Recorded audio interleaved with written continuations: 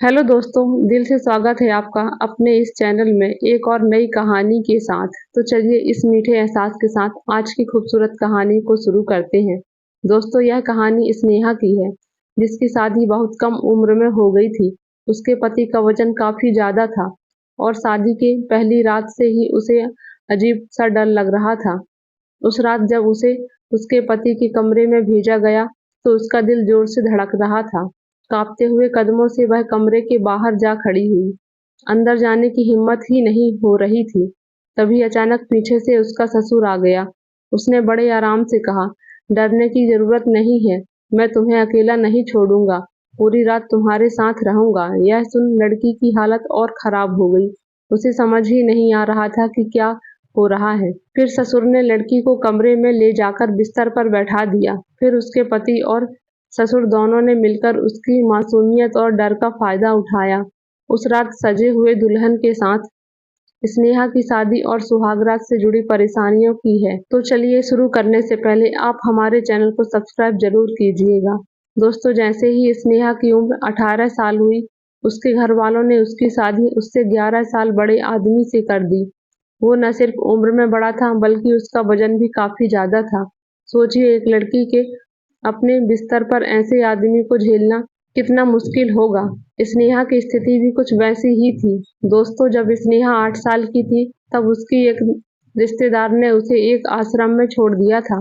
वहाँ एक बूढ़ी औरत अर्चना चाची रहती थी, जो उसे हमेशा परेशान करती थी। स्नेहा बचपन से सुंदर और होशियार थी, इसलिए अर्चना चाची उसे अपनी बेटी से तुलना करती रहती थी। जब से स्नेहा 18 साल की हुई तब अर्चना चाची ने उसकी जबरदस्ती शादी करवा दी। स्नेहा का पति बड़ा नामी आदमी है और वह उम्र में बड़ा और शरीर में बहुत मोटा था, और उसकी शादी उस व्यक्ति से करवा दी गई जो स्नेहा को कभी खुश नहीं रख सकता था। अर्चना चाची की बेटी का रंग सांवला था, इसलिए किसी ने उसे पसंद नहीं किया। इसलिए जलन में अर्चना चाची ने स्नेहा की शादी ऐसे आदमी से करवा दी जो उसे खुश नहीं रख सकता था। शादी के बाद अर्चना चाची ने अपनी बेटी को पढ़ाई के लिए शहर भेज दिया और स्नेहा को एक ऐसी जिंदगी में धकेल दिया जहां से निकलना मुश्किल था। शादी की पहली रात स्नेहा को एहसास हो गया कि उसका जीवन कितना कठिन होने वाला है। डर के मारे उसने जल्दी सोने की कोशिश की ताकि किसी भी पीड़ा का सामना न करना पड़े। अगली सुबह स्नेहा अपने ससुर जी की आवाज सुनकर जाग जाती है और नाश्ता बनाने लगती है। उसने जल्दी से काम को निपटाया क्योंकि उसे हर काम में महारत हासिल थी। उसी समय आश्रम से अर्चना चाची उसके घर आ जाती हैं, हाथ में मिठाई का डिब्बा लेकर। वे उसके ससुर जी का सामने दिखावा करने लगती हैं कि वे स्नेहा को बहुत प्यार करती हैं। जब स्नेहा के ससुर जी अपने कमरे में चले जाते हैं तब अर्चना चाची स्नेहा से बोलती हैं, क्या तुम्हें लगा था कि मैं तुम्हें इतनी आसानी से छोड़ दूंगी? मैं देखने आई हूँ कि तुम अपनी मोटे पति को कैसे बर्दाश्त कर रही हो। उनकी बात सुनकर स्नेहा अंदर जाती है और उसे चक्कर आ जाता है। फिर चक्कर खाकर स्नेहा गिर जाती है। जब स्नेहा को होश आता है तो वह अपने कमरे में खुद को पाती है। उस वक्त उसके पति का हाथ उसके माथे पर था और वह उसकी तबीयत पूछ रहा था। स्नेहा ने कहा कि वह ठीक है, बस थोड़ी थक गई थी। इस पर उसके पति ने उसे अस्पताल ले जाने की बात करता है, लेकिन स्नेहा मना कर देती है। अब हर रात स्नेहा का डर उसे खाए जा रहा था और वह हर रात यही सोचती थी कि अब अगली रात को क्या होगा। स्नेहा की शादी अर्चना चाची ने जैसे तैसे करके जबरदस्ती करवाई थी। स्नेहा के पति आदि ने केवल उम्र में बड़ा था बल्कि मोटे और आकर्षक भी था। शादी के बाद स्नेहा का दिन हर दिन मायूसी भरा रहता था, लेकिन उसे कोई रास्ता नहीं सूझता। एक रात आदि एक दूल्हे की तरह तैयार होकर अपने कमरे में खड़े स्नेहा का इंतजार कर रहा होता है। तब स्नेहा अंदर आती है तो आदि खुद पर परफ्यूम छिड़कने लगता है। स्नेहा उसे देखकर फिर से लड़खड़ा गई और बेहोशी का नाटक करने लगती है। फिर आदि ने फौरन उसको गोद में उठा लिया और उसे बिस्तर पर लिटा दिया। फिर वह कहता है, तुम्हें जल्दबाजी की जरूरत नहीं है, तुम आराम करो। फिर उसने स्नेहा को चादर ओढ़ा दी और सोने के लिए कह दिया। जब स्नेहा सो रही थी, लेकिन आधी रात को अचानक स्नेहा ने अपने शरीर पर एक भारी वजन महसूस किया। वो आदि था जो उसके करीब आ चुका था। स्नेहा का दिल उस टाइम धड़कने लगा था शादी के 8 दिन तक उसने आदि से दूरी बनाई रखी थी, पर उस रात वह आदि को खुद से दूर नहीं कर पाई। आदि ने धीरे से कहा, स्नेहा कब तक मुझे मेरी हक से दूर रखोगी? स्नेहा ने बेबस होकर कहा, मुझे वॉशरूम जाना है। स्नेहा की हालत अब उस जगह पहुंच गई थी जहां से निकलने का कोई रास्ता नहीं था। उसने बाथरूम की बहाना बनाकर अपने ससुर के कमरे में चली गई, क्योंकि उसने अपने ससुर के कमरे में नींद की गोलियां का एक डिब्बा देखी थी। स्नेहा ने एक गोली चुपके से उठा ली। फिर रात को जैसे ही वह कमरे में वापस आई, आदि उसे देखता हुआ हंस रहा था। उसने स्नेहा को नाइटी पहनने के लिए कहा। स्नेहा ने बेमन से वो नाइटी पहनी और फिर से बिस्तर पर चली गई। नींद की गोलियां ने अपना असर दिखाना शुरू कर दिया था और जल्द ही स्नेहा गहरी नींद में डूब गई। अगली सुबह जब स्नेहा उठी तो आदि को अपने बगल में सोते हुए पाया। उसकी पीठ और कमर में भयंकर दर्द हो रहा था। उसने उठने की कोशिश की, लेकिन वह दर्द से तड़प गई। आदि उठते ही उसे सहारा देकर बैठने में मदद करने लगा। फिर उसने कहा, स्नेहा तुम्हें ज्यादा तकलीफ हो रही है, आराम करो। नौकरानी आज से वापस आ गई है, वो सब संभाल लेगी। स्नेहा की नजर आदि पर थी और उसे यकीन हो गया था कि रात को उसके साथ तो कुछ जरूर हुआ है, तभी वो दर्द के कारण उठ नहीं पा रही है। जैसे तैसे करके जब वह वॉशरूम में गई और अपने कपड़ों पर नजर डाली तो वह डर गई। जब बाहर अपने कमरे में आई तब उसके कपड़े गंदे हो चुके थे। आदि ने उसे देखा और तुरंत समझ गया कि स्नेहा का मासिक धर्म शुरू हो चुका है। फिर उसने उसे समझाया कि इसे कैसे संभालना है और इसके लिए सैनिटरी नैपकिन भी ले आया। स्नेहा अब तक पूरी तरह से टूट चुकी थी। उसने आदि का शुक्रिया अदा किया और रसोई में नाश्ता बनाने चली गई। तभी उसका ससुर जी वहां आए और बोले, स्नेहा कुछ दिन आराम करो, नौकरानी सारा काम संभाल लेगी। आदि ने मुझे तुम्हारी तबीयत के बारे में बताया है। यह सुनकर स्नेहा को गुस्सा आ गया कि आदि ने उसके मासिक धर्म की जानकारी अपने पिता से क्यों बता दी। वह गुस्से में अपने कमरे में चली गई। अब स्नेहा को यह समझ नहीं आ रहा था कि इस घर में वह आखिर कब तक अपने आप को संभाल पाएगी। स्नेहा के लिए अगली सुबह का दिन कुछ अजीब था। उसने देखा कि आदि अपना बैग पैक कर रहा था और वो समझ नहीं पा रही थी कि वो ऐसा क्यों कर रहा है। उसने सवाल पूछने की बजाय बस इतना कहा, आदि तुमने मेरी मासिक धर्म के बारे में पापा को क्यों बताया? आदि ने एक ठंडी सांस लेते हुए कहा, अब मेरे बाद पापा ही तो तुम्हारा ख्याल रखेंगे। तुम्हें जो चाहिए होगा वो सब लाकर देंगे। स्नेहा को आदि की बातें समझ में नहीं आई। उसने फिर से पूछा, इसका क्या मतलब? आदि ने जवाब दिया, मैं कुछ दिनों के लिए गांव जा रहा हूँ और मेरे बाद घर में बस पापा ही रहेंगे। तुम्हें जो भी चाहिए हो वो उन्हें बता देना। यह सुनकर स्नेहा का मन बिगड़ जाता है, लेकिन उसने कुछ और नहीं कहा। थोड़ी देर बाद आदि अपना बैग लेकर बाहर निकल गया। जाते वक्त उसने अपने पिता से कहा, पापा आप स्नेहा का ख्याल रखना। आदि के जाते ही स्नेहा के ससुर जी की आंखों में कुछ अजीब सा भाव आ गया। वो स्नेहा के पास आकर उसके कंधे पर हाथ रखते हुए बोले, बहू अब तुम मुझसे कोई भी बात मत छुपाना, जो चाहो बताना, मैं सब लाकर दूंगा। स्नेहा ने उन्हें बस एक फीकी सी मुस्कान दी और वहां से चली गई।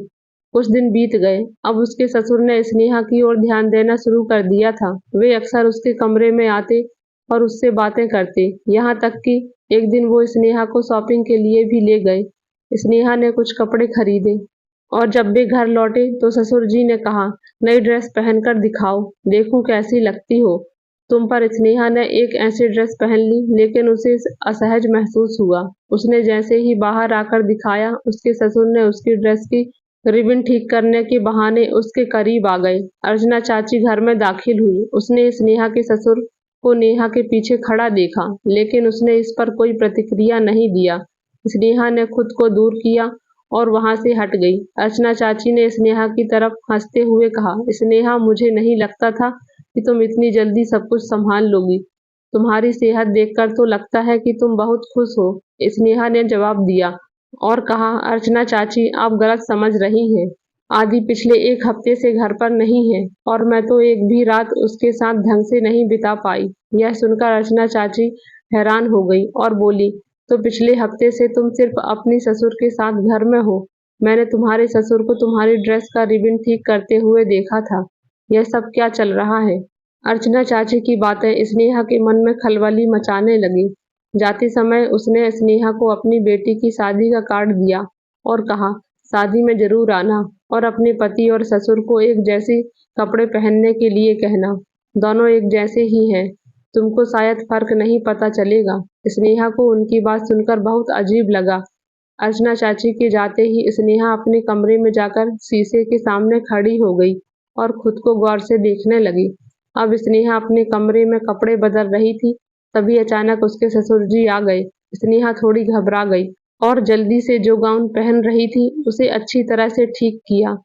गाउन स्नेहा के शरीर पर इतना टाइट था कि उसका हर अंग साफ साफ दिख रहा था। ससुर जी की नजरें स्नेहा पर अटक गई। स्नेहा ने संकोच में उनसे पूछा, ससुर जी कोई काम था क्या? उसके ससुर बोले, हाँ बहू, मेरे पैर बहुत दर्द कर रहे हैं, अगर तुम थोड़ा दबा देती तो राहत मिलती। स्नेहा ने अपने ससुर की बात मारकर उनके पैर दबाने शुरू किए। कुछ देर बाद ससुर जी ने स्नेहा का हाथ पकड़ा और बोले, तुम्हारा हाथ तो बहुत उदास लग रहा है। उनकी आंखों में हाव साफ झलक रही थी। स्नेहा को ये सब अजीब लग रहा था, तो वो जल्दी से उठकर कमरे से बाहर चली गई। उस रात स्नेहा ने हाल के सोफे पर ही सोने का फैसला किया। सुबह जब स्नेहा की नींद खुली तो उसने देखा कि उसका पति आदि घर आ चुका था। आदि ने स्नेहा को सोफे पर सोते हुए देखा और पूछा, तुम यहाँ क्यों सो रही हो? स्नेहा कुछ कहने ही वाली थी कि उसके ससुर जी भी कमरे में आ गए। ससुर जी आदि से बोले, बेटा तुम अपनी पत्नी पर ध्यान नहीं दे रहे हो। देखो बहू का शरीर कितना बढ़ गया है, अगर तुमने ध्यान नहीं दिया तो वो तुमसे भी मोटी हो जाएगी। ये बातें सुनकर स्नेहा के मन में गुस्सा भर गया। उसने आदि की तरफ देखा, लेकिन आदि ने बड़े प्यार से कहा, पापा मैंने स्नेहा से उसकी शक्ल की नहीं बल्कि उसके मन के सादगी को प्यार करता हूँ। आदि की बात सुनकर स्नेहा की आंखों में आंसू आ गए। उसने कभी सोचा भी नहीं था कि आदि का मन इतना साफ और सच्चा होगा। उसी समय स्नेहा ने अपने ससुर जी से कहा, ससुर जी मुझे नहीं पता कि आप मेरी जिंदगी बर्बाद क्यों करना चाहते हैं, लेकिन आदि जैसा व्यक्ति आपकी कोई चालबाजी नहीं समझेगा। वह मुझे सच में प्यार करता है और मुझे अब उसकी सच्चाई पर पूरा भरोसा है। ससुर जी ने एक गहरी सांस ली और बोले, मैं तुम्हें सिखाना चाहता था कि तुम आदि को उसके शरीर के कारण नापसंद करती थी, लेकिन अब देखो तुम मोटी हो चुकी हो और फिर भी आदि तुम्हें छोड़ने के लिए तैयार नहीं है। प्यार सिर्फ चेहरे और शरीर से नहीं होता बहू, इसे ईमानदारी और दिल से करना चाहिए। ससुर जी की ये बातें स्नेहा के दिल तक पहुंच गई। उसे अब ये समझ आ गया था कि आदि के साथ उसकी शादी एक सही फैसला था। आदि ने कभी उसे उसकी इच्छा के खिलाफ नहीं छुआ था और अब स्नेहा के दिल में आदि के लिए और भी ज्यादा इच्छा पैदा हो गई। कुछ दिन बाद अर्चना चाची की बेटी की शादी थी। स्नेहा अपने पति के साथ शादी में गई। वहां अर्चना चाची का दामाद आदि से बहुत इज्जत से मिलकर बात कर रहा था। अर्चना चाची की आंख यह देखकर फटी की फटी रह गई। आदि ने मुझसे कहा, मुझे ऐसी लड़की चाहिए थी जो मुझे जैसा ही हूँ वैसा ही स्वीकार करे। तुम्हारी सादगी ने ही मुझे तुम्हारे पास खींचा और मैं तुम्हारे साथ शादी करना चाहता था। और वैसे भी मैं 31 साल का नहीं हूँ बल्कि सिर्फ 25 साल का हूँ। मेरा मोटा शरीर मुझे बड़ा दिखाता है, लेकिन अब अगर तुम चाहती हो कि मैं पतला हो जाऊं तो मैं तुम्हारे लिए डाइटिंग शुरू कर दूंगा। स्नेहा ने हंसते हुए कहा, ठीक है, आज से हम दोनों डाइटिंग करेंगे। और वहीं पर स्नेहा ने आदि के हाथों से मिठाई का पैकेट लेकर अर्चना चाची को दे दिया और आदि उसे गले से लगाकर किस कर लिया। उस दिन के बाद स्नेहा का आदि के प्रति नजरिया पूरी तरह बदल गया था। पहले जहां स्नेहा आदि के मोटे शरीर को लेकर कई तरह की बातें सोचती थी, अब उसे एहसास हुआ कि असली खूबसूरती शरीर से नहीं बल्कि दिल से होती है। आदि का प्यार और उसकी ईमानदारी ने स्नेहा का दिल जीत लिया था। धीरे धीरे स्नेहा को आदि से सच्चा प्यार हो गया। अब हर दिन वे दोनों एक दूसरे के साथ ज्यादा से ज्यादा समय बिताने लगे। आदि का देखभाल करने वाला स्वभाव और स्नेहा के प्रति उसका गहरा प्यार स्नेहा के दिल में आदि के लिए सम्मान और भी बढ़ा रहा था। स्नेहा को अब महसूस होने लगा था कि आदि ही उसका सच्चा जीवन साथी है। एक दिन दोनों एक साथ बैठे बातें कर रहे थे। हंसी मजाक के बीच स्नेहा ने आदि से कहा, तुम्हारे साथ रहकर मुझे सच्चे प्यार का मतलब समझ आया है। पहले मैं तुम्हें सिर्फ तुम्हारे शरीर से नफरत करती थी, लेकिन अब मुझे पता चला है कि असली प्रेम मन से होता है। आदि ने स्नेहा की आंखों में देखा और मुस्कुराते हुए कहा, मैं तो बस यही चाहता था कि तुम मुझे वैसे ही स्वीकार करो जैसे मैं हूँ। मैं तुम्हारे लिए हमेशा वैसे ही रहूंगा जैसा तुम चाहोगी। उस रात दोनों ने अपने प्यार का इजहार एक दूसरे से किया। स्नेहा और आदि के बीच की दूरी अब पूरी तरह से मिट चुकी थी। धीरे धीरे वे दोनों एक दूसरे के करीब आ गए और एक दूसरे की बाहों में खो गए और अपनी डाइटिंग करके पतले भी हो गए। तो दोस्तों, कहानी पसंद आई हो तो लाइक, शेयर और इसी तरह की मज़ेदार कहानी डेली सुनने के लिए हमारे चैनल को सब्सक्राइब जरूर करें। कहानी में यहाँ तक बने रहने के लिए आपका बहुत बहुत धन्यवाद। मिलते हैं ऐसी ही एक नई कहानी में।